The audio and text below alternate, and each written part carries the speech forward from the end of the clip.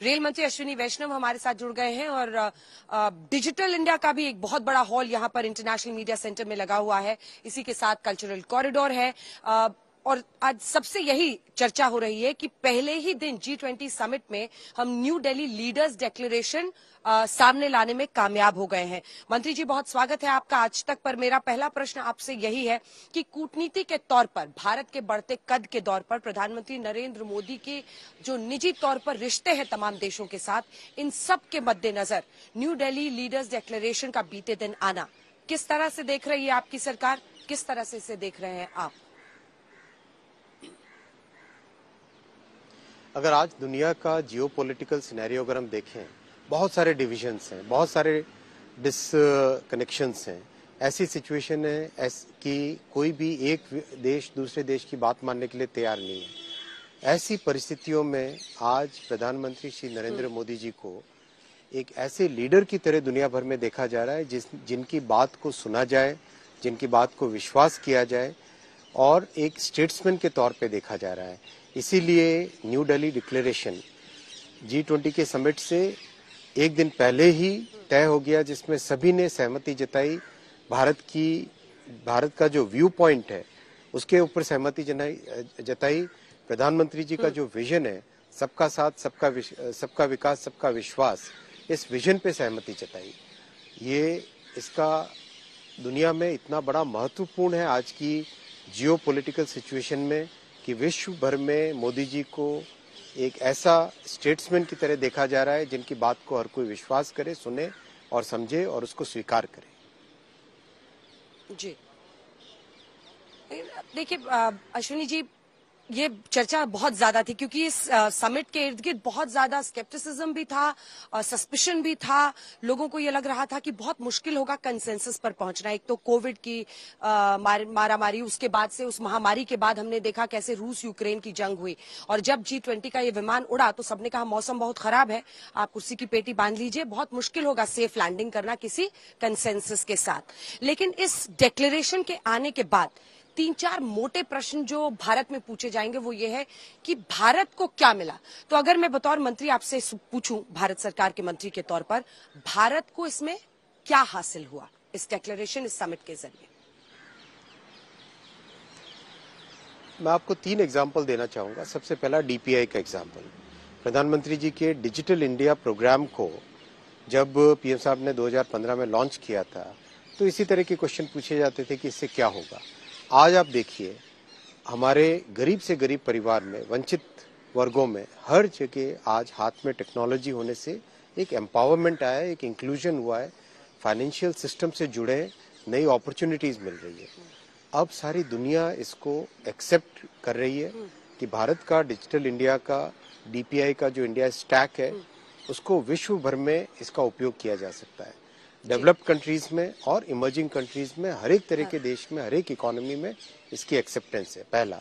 दूसरा, जो belt and road initiative था जिसके कारण कई देश एक बहुत बड़े कर्जे के बोझ के नीचे दब रहे थे, आज उसके विपरीत एक नए विजन के साथ Bharat, middle east, Europe, America, इसके बीच में शिपिंग और रेलवे के माध्यम से एक नई कनेक्टिविटी का कॉरिडोर बने, नया कम्युनिकेशन का कॉरिडोर बने, जिससे कि ट्रेड और ट्रांसपोर्टेशन में एक टोटली नया डायमेंशन बने, उसको एक्सेप्ट किया गया।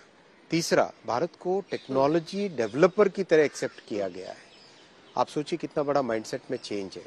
वर्षों वर्षों तक भारत टेक्नोलॉजी के लिए दुनिया में इधर उधर घूमता था। आज चंद्रयान हो, चाहे DPI हो, चाहे टेलीकॉम हो, चाहे डिफेंस हो, हर एक सेक्टर में भारत को टेक्नोलॉजी डेवलपर की तरह देखा जा रहा है और एक बराबर की पार्टनरशिप दुनिया भर में भारत के और दूसरे देशों की बन रही है।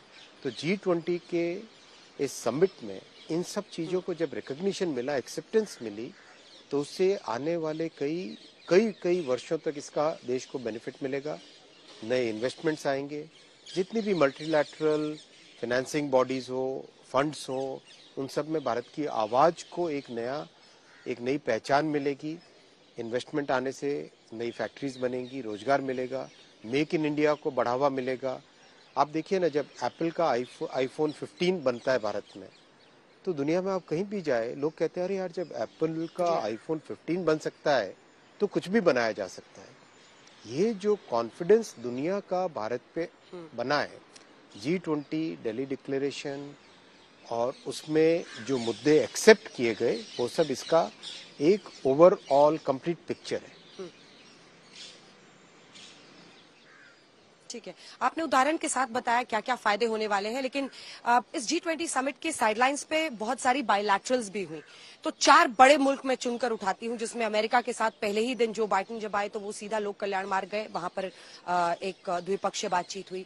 अगले दिन ऋषि सुनाक ब्रिटिश प्रधानमंत्री के साथ हुई, जॉर्जिया मेलोनी इटली की राष्ट्राध्यक्ष के साथ हुई, और इसी के साथ चाहे ओलाफ शोल्ज हो जर्मनी के या फिर और भी कई सारे मुल्क हैं जिनके साथ बैठकें हुई हैं। मेरा प्रश्न आपसे यह है कि इन बायलैटरल्स के मद्देनजर क्या मंत्री जी आप हमारे दर्शकों को बता सकते हैं कि क्या क्या भारत को फायदा होगा? इस बात पर भी जानकारी दी गई कि अमेरिका के साथ जो हम आगे बढ़ रहे हैं फाइटर जेट्स के इंजन्स को लेकर, जो तकनीक के लिए एक डील हुई है वहां के एरोस्पेस कंपनी में और यहां पर हिंदुस्तान एरोनॉटिक्स लिमिटेड के बीच में, उससे फाइटर जेट्स के लिए इंजन बनाने की तकनीक में हमें सहायता मिलेगी। इन 4 देशों को अगर हम चुन कर देखें तो जो द्विपक्षीय बातचीत हुई है उससे क्या फायदा होगा? बायलैटरल्स में बहुत ही फोकस्ड वे में स्पेसिफिक आउटकम्स को लेके डिस्कशंस हुए हैं। जैसे यूएस के साथ जो बायलैटरल हुई उसमें टेक्नोलॉजी में जेट इंजन की बात तो है ही है, साथ ही साथ 5G और 6G का अगला डायमेंशन कैसा हो, इसका विस्तार कैसे हो, उसमें टेक्नोलॉजी कैसे डेवलप हो, उसमें भारत के टेक्नोलॉजी डेवलपमेंट की शक्ति को यूएस ने पहचाना और भारत 6G अलायंस, जो कि अपने 6G डेवलप करने का एक बहुत ही अच्छी बॉडी है, जिसमें एकेडमिया है, प्रोफेसर्स हैं, रिसर्चर्स हैं, इंडस्ट्री है, गवर्नमेंट है, सबको साथ लेके भारत 6G अलायंस बनी है। कुछ ही महीनों पहले अपने प्रधानमंत्री जी ने भारत 6G अलायंस को लॉन्च किया था। भारत 6G अलायंस और अमेरिका की नेक्स्ट जी अलायंस, नेक्स्ट जनरेशन अलायंस, इन दोनों का MOU हुआ। तो अब आप देखिए, एक तरीके से अमेरिका ने भारत को स्वीकार किया है कि दोनों मिलके बराबर के पार्टनर्स हैं जो कि टेक्नोलॉजी को डेवलप करेंगे। साथ ही साथ अमेरिका का जो रिप एंड रिप्लेस प्रोग्राम है, जिसमें नॉन ट्रस्टेड देशों से आए हुए टेलीकॉम इक्विपमेंट को हटाकर डेवलप्ड ट्रस्टेड देशों के इक्विपमेंट को लगाया जा रहा है, उसमें भारत के डिजाइन किए हुए टेलीकॉम इक्विपमेंट को एक्सेप्टेंस इस बायलैटरल से मिली। यानी जो आज भारत टेलीकॉम टेक्नोलॉजी का एक्सपोर्टर बन रहा है, इसको सोचिए आप कितनी बड़ी जंप मिलेगी।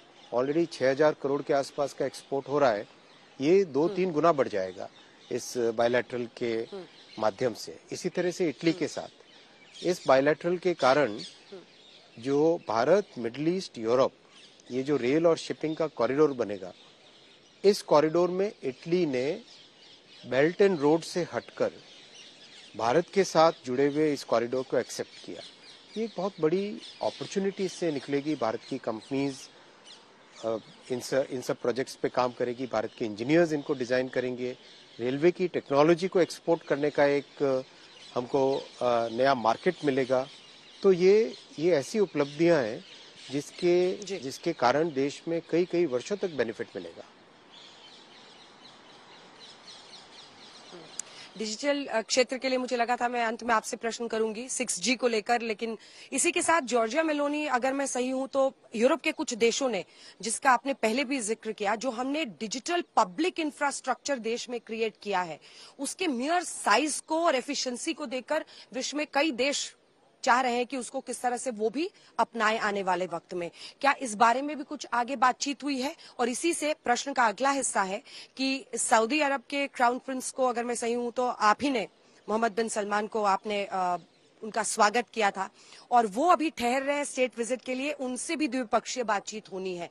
क्या इस बाबत कोई जानकारी आप दे सकते हैं कि वहां पर मेज पर क्या क्या मुद्दे रहेंगे या क्या क्या इश्यूज रहेंगे?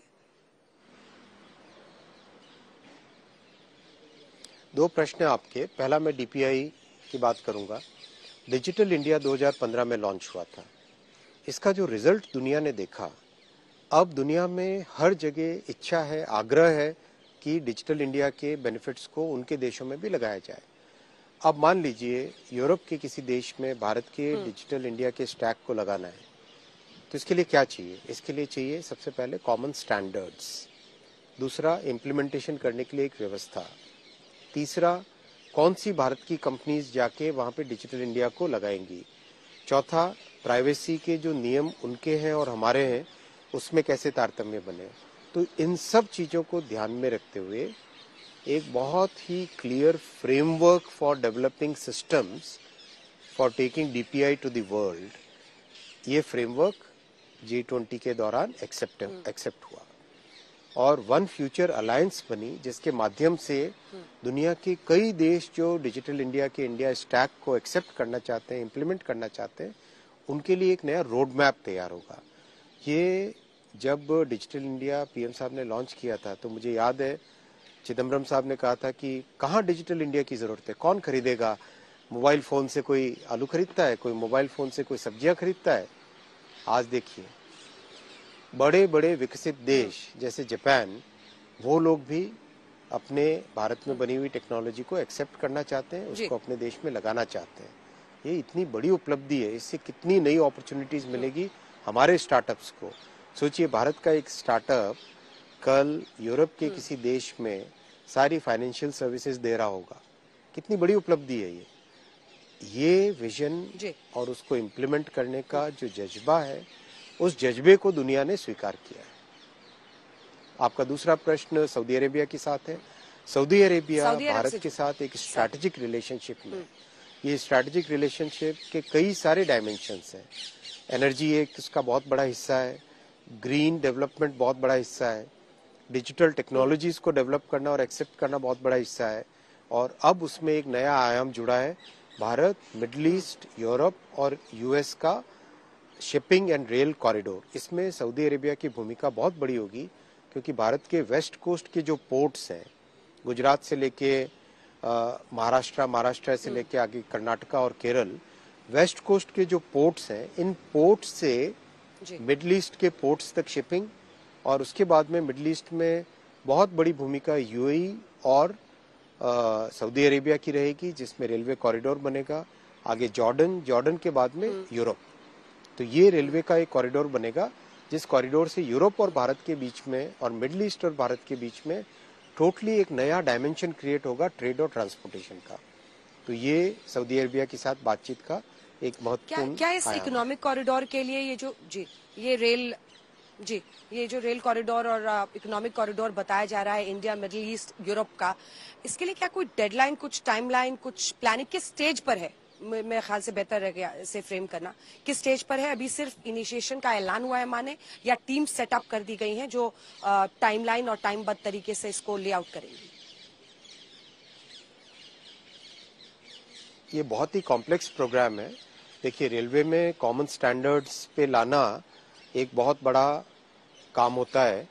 सबको कॉमन स्टैंडर्ड्स पे लाना, सेम गेज में लाना, सिमिलर इंजन की टेक्नोलॉजी यूज हो, सिमिलर डायमेंशंस के कंटेनर्स लगे, इन सब चीजों के ऊपर डिस्कशंस होंगे।